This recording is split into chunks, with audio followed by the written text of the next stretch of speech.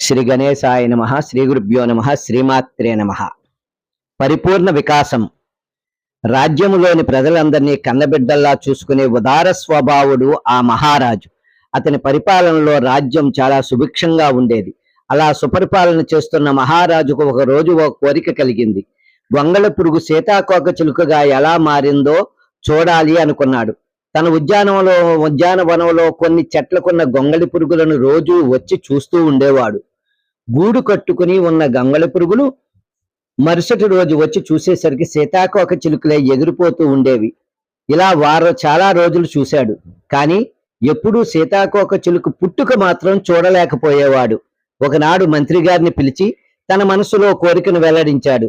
మంత్రి వెంటనే ఆ గొంగళి పురుగులు ఉన్న చెట్ల దగ్గరకు భటులను నియమించి, సీతాకోక చిలుక పుట్టే సమయాన్ని మాకు తెలియజేయండి అని ఆదేశించాడు. భటులు అలాగే ఆ గొంగళి పురుగులు ఉన్న చెట్ల దగ్గర కాపలా కాచి సీతాకోక చిలుక పుట్టే సమయాన్ని మంత్రి గారికి తెలియచేయగా హుటాహుటిన రాజుగారిని వెంటబెట్టుకుని ఉద్యానవనానికి వెళ్ళాడు. సరిగ్గా అదే సమయానికి గూడులో నుండి సీతాకోక చిలుక బయటకు రావడం మొదలైంది. రాజుగారు ఎంతో ఆసక్తితో చూడటం మొదలుపెట్టాడు. గూడులో నుండి సీతాకోక చిలుక మెల్లగా మెల్లగా బయటకు రావడం మహారాజ్ చూసి, అయ్యో ఎంత కష్టపడుతోందో పాపం అనుకుని దగ్గరకు వెళ్ళి ఆ గూడిని తన దగ్గర ఉన్న చాకుతో చిన్నగా దానికి ఏమీ కాకుండా కోసాడు. అది బయటకు వచ్చి కింద పడిపోయి గిలగిలా కొట్టుకుంటోంది. అది చూసి, అయ్యో ఇది ఎగరలేకపోతోంది అని తన చేతుల్లోకి తీసుకుని పైకి ఎగరవేశాడు. అయినా అది ఎగరలేక కింద పడిపోయింది. సరిగా రెక్కలు విచ్చుకోకపోవడంతో ఎగరడానికి ప్రయత్నిస్తూ చనిపోయింది. అది చూసిన మహారాజు దుఃఖించాడు. మంత్రివర్య, ఏమిటి ఎలా జరిగింది, ఎందుకలా చనిపోయింది అని అడిగాడు. అప్పుడు మంత్రి గారు, మహారాజా, సృష్టిలో ప్రతిదీ తనకు తానుగా ఎదగడానికి ప్రయత్నించాలి. అప్పుడే తన సామర్థ్యం ఏమిటో తనకు తెలుస్తుంది. ఒక విద్యార్థి విద్య నేర్చుకునేటప్పుడు గురువు శిక్షిస్తాడు.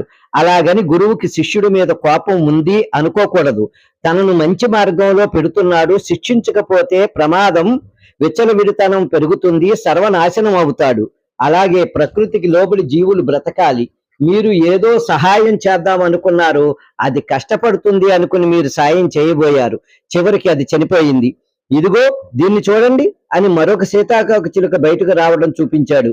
ఇప్పుడు ఏం జరుగుతుందో చూడండి అని అన్నాడు మంత్రి గారు. సీతాకోక చిలుక తన చుట్టూ ఉన్న వలయాన్ని చీల్చుకువచ్చి రివ్వున ఆకాశానికి ఎగిరింది. అప్పుడు మహారాజా, చూశారా, ఇది ప్రకృతి సహజంగా తనకు తానుగా పోరాడి బయటకు రావడం వలన దాని ఇంద్రియాలలో బలం పెరిగింది. అందువలన దాని రెక్కలు దృఢమై ఎగరటానికి సహాయపడ్డాయి. ఇంతకు ముందు మీరు అది ఎక్కడ కష్టపడుతోందో అని కష్టపడకుండా సుఖపెట్టాలని వలయాన్ని చీల్చేశారు. కానీ సీతాకోక చిలుక స్వయంగా ఆ వలయాన్ని చీల్చుకుని బయటకు వచ్చి ఉంటే దాని రెక్కలు బలం పుంజుకునేవి. కానీ మీరు దానికి శ్రమించే అవకాశం ఇవ్వలేదు. మహారాజా, ప్రతి జీవికి పరమాత్మ స్వయం శక్తిని ఇచ్చాడు. దానిని ఎవరికి వారే తెలుసుకోనివ్వాలి. అలా కాకుండా ఎక్కడ కష్టపడతారో అని ఆ జీవి కష్టం కూడా మనమే పడితే ఇదిగో ఇలా అనవసరంగా నాశనం చేసిన వారం అవుతామో అని మంత్రి వివరించాడు. తల్లిదండ్రులు తమ పిల్లలు ఎక్కడ కష్టపడిపోతున్నారోనని వారిపై అతి ప్రేమను అతి గారాబాన్ని చూపిస్తే వారు సుకుమారులుగా బలహీనులుగా మారుతారు. ఆ తరువాత వారు జీవితంలో ఎదురయ్యే సమస్యలను ఎదుర్కొనే శక్తిని కోల్పోతారు. కాబట్టి పిల్లల పరిపూర్ణ వికాసానికి తమ ప్రేమ అవరోధంగా మారకుండా తల్లిదండ్రులు జాగ్రత్త పడాలి. జై శ్రీరామ్. శ్రీ గురుభ్యో నమః.